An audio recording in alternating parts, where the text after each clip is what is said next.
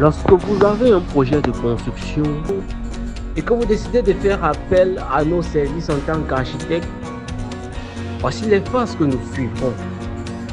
En 1, nous aurons une phase de consultation en laquelle nous définirons les bases de votre projet. Nous calerons le programme de votre projet, les espaces qui composeront votre projet, les séjours, la salle à manger, la cuisine, les espaces de stockage, les sanitaires, les chambres à coucher, les espaces optionnels. Ensuite, sur la base de la superficie disponible, nous vous dirons si votre projet peut s'étaler horizontalement sur votre site ou alors s'il est nécessaire d'aller en hauteur. Ensuite, nous calerons vos préférences architecturales. Êtes-vous friand d'architecture moderne de forme simple et épurée? Êtes-vous friand d'art nouveau? Êtes-vous friand d'architecture africaine? Êtes-vous friand d'architecture internationale? Et j'en passe pour ne citer que cela. Ensuite, nous aborderons la question des honoraires et de comment est-ce que les versements se feront. Après cette phase, nous aborderons la conception.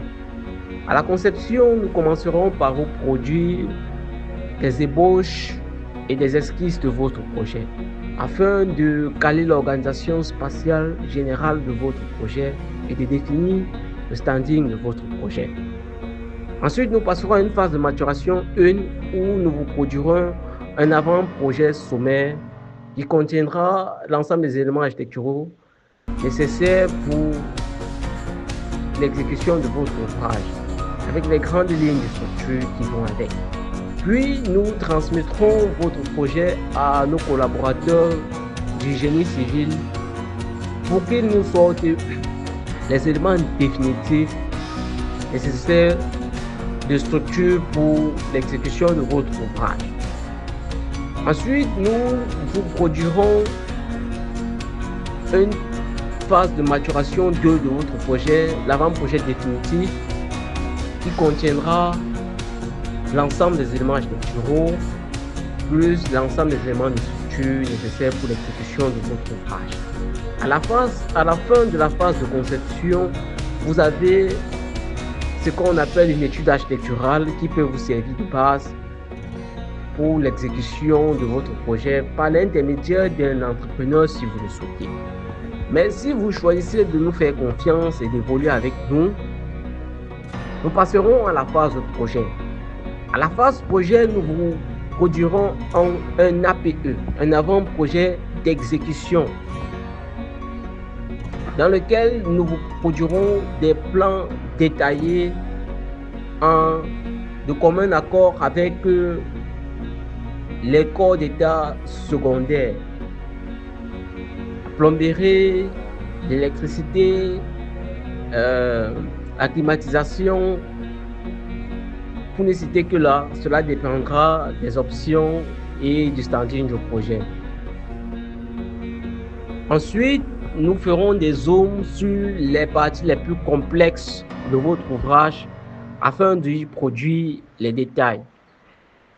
Ensuite, nous vous produirons un devis descriptif, quantitatif et estimatif de votre projet.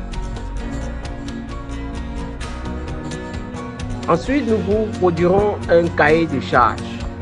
Le cahier de charges permet de définir les bases de l'exécution du projet. Il définit les objectifs, les contraintes et les exigences du projet. Il permet d'éviter les malentendus entre le client et les prestataires. À la fin de tout ceci, nous avons ce qu'on appelle un dossier technique complet qui permet d'aller consulter les entreprises. À la phase suivante, nous passons à la consultation des entreprises. À la phase de consultation des entreprises, nous soumettons le dossier complet obtenu précédemment à un ensemble de prestataires qui nous font un feedback d'analyse et de cotation du projet. Ce que nous faisons ensuite, c'est que nous choisissons des prestataires sur la base des coûts, des délais d'exécution et de la qualité proposée. Après cette phase, nous passons à la phase chantier. À la phase chantier, après avoir calé l'ensemble des intervenants sur le projet, en tant qu'architecte du projet, nous assurons la coordination générale du projet. Cela se passe par des suivis, des descentes régulières sur le terrain afin de s'assurer de la conformité de ce qui est exécuté avec ce qui a été produit en cabinet.